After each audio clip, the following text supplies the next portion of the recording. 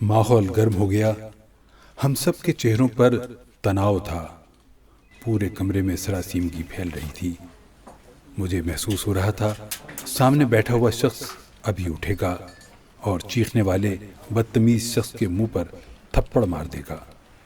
ہمارے سامنے وہ شخص اٹھا، لیکن تھپڑ مارنے کے بجائے باتھ روم میں گیا، وضو کیا، جائے نماز اٹھائی اور دوسرے کمرے میں چلا گیا۔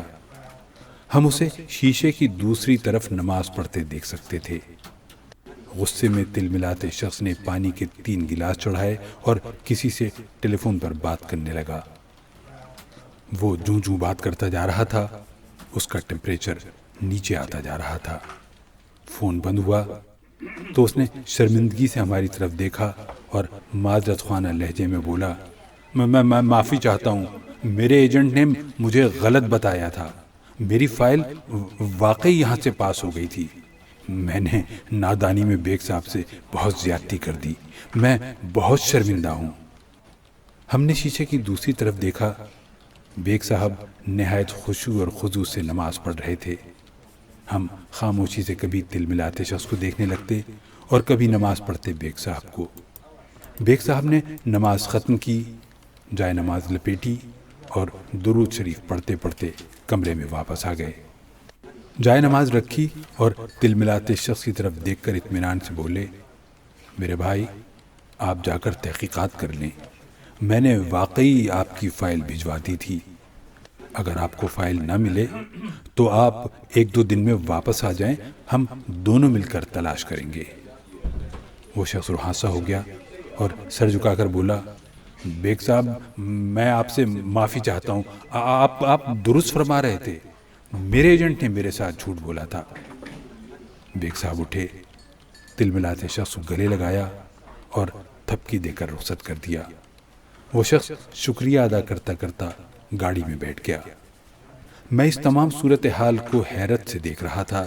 میں نے تل ملاتے شخص کے جانے کے بعد بیگ صاحب سے پوچھا، سر، آپ کو اس شخص کی گالیوں، بد کلامی اور بدتمیزی پر غصہ کیوں نہیں آیا؟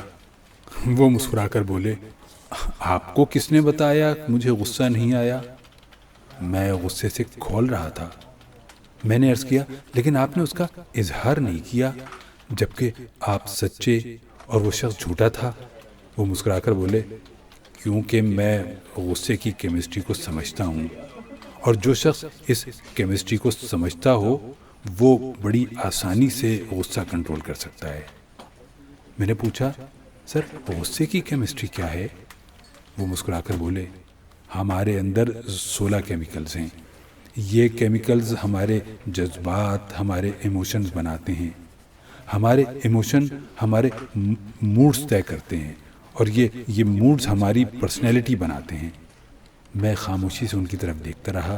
وہ بولے، ہمارے ہر ایموشن کا دورانیہ صرف 12 منٹ ہوتا ہے۔ میں نے پوچھا، مثلاً؟ وہ بولے، مثلاً غصہ ایک جذبہ ہے، یہ جذبہ کیمیکل ری ایکشن سے پیدا ہوتا ہے۔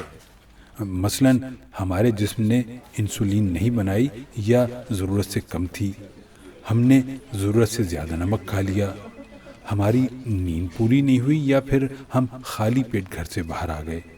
اس کا کیا نتیجہ نکلے گا؟ ہمارے اندر کیمیکل ری ایکشن ہوگا، یہ ری ایکشن ہمارا بلڈ پریشر بڑھا دے گا، اور یہ بلڈ پریشر ہمارے اندر غصے کا جذبہ پیدا کرے گا، ہم بھڑک اٹھیں گے، لیکن ہماری یہ بھڑکن صرف 12 منٹ طویل ہوگی۔ ہمارا جسم 12 منٹ بعد غصے کو بجھانے والے کیمیکلز پیدا کرے گا، اور ہم یوں اگلے 15 منٹوں میں کول ڈاؤن ہو جائیں گے۔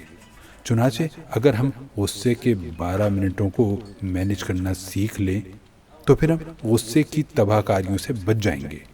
میں نے عرض کیا، کیا یہ نسخہ صرف غصے تک محدود ہے؟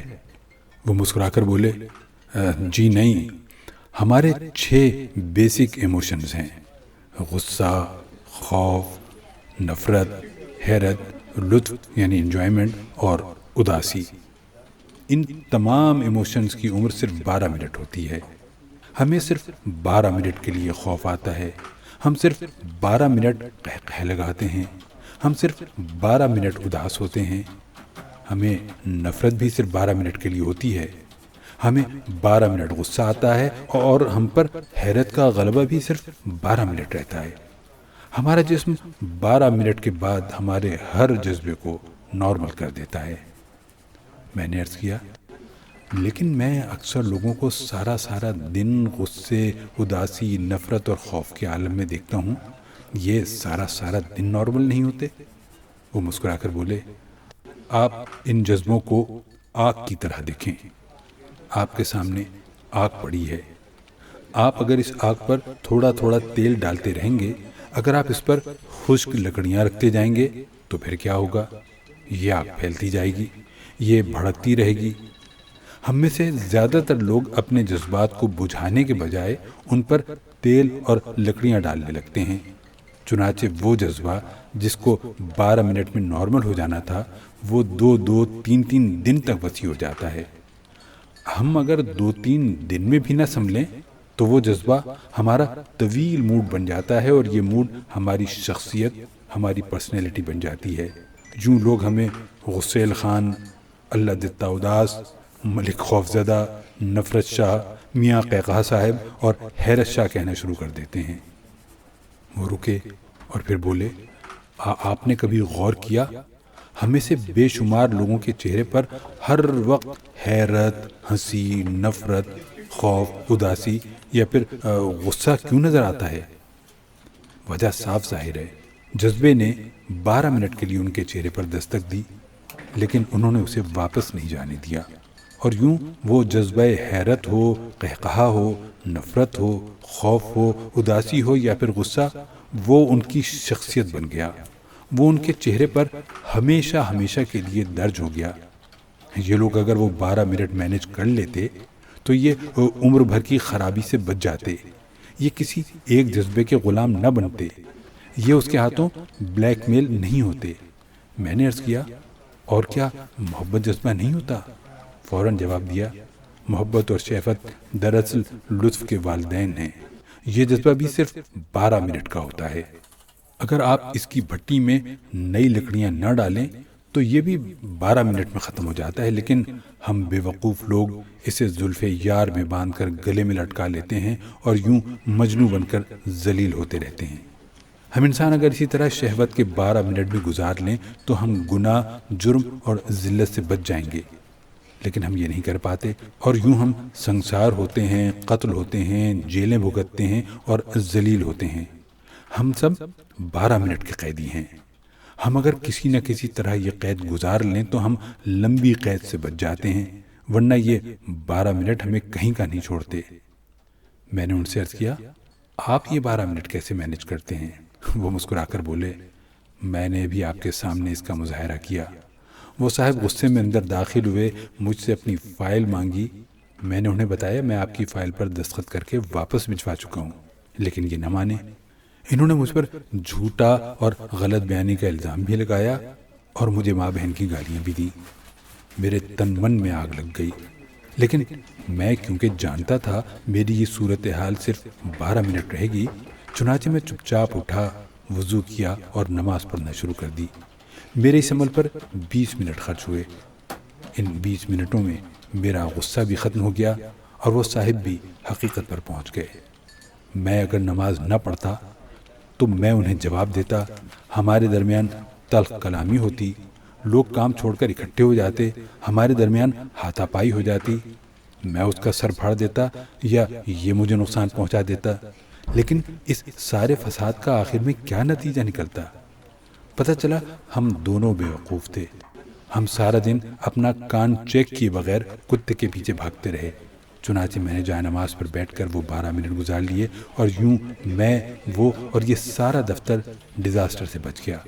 ہم سب کا دن اور عزت محفوظ ہو گئی۔ میں نے پوچھا، کیا آپ غصے میں ہر بار نماز پڑھتے ہیں؟ وہ بولے، ہرگز نہیں، میں جب بھی کسی جذبے کے غلبے میں آتا ہوں تو میں سب سے پہلے اپنا منہ بند کر لیتا ہوں، میں زبان سے ایک لفظ نہیں بولتا، میں قہقہہ لگاتے ہوئے بھی بات نہیں کرتا، میں صرف ہنستا ہوں اور ہنستے ہنستے کوئی دوسرا کام شروع کر دیتا ہوں۔ میں خوف، اداسی اور لطف کے حملے میں واک کے لیے چلا جاتا ہوں، میں غسل کر لیتا ہوں۔ وضو کرتا ہوں، 20 منٹ کے لیے چپ کر روزہ رکھ لیتا ہوں، استغفار کی تسبیح کرتا ہوں، اپنی والدہ یا بچوں کو فون کرتا ہوں، اپنے کمرے، اپنی میز کی صفائی شروع کر دیتا ہوں، اپنا بیگ کھول کر بیٹھ جاتا ہوں، اپنے کان اور آنکھیں بند کر کے لیٹ جاتا ہوں یا پھر اٹھ کر نماز پڑھ لیتا ہوں۔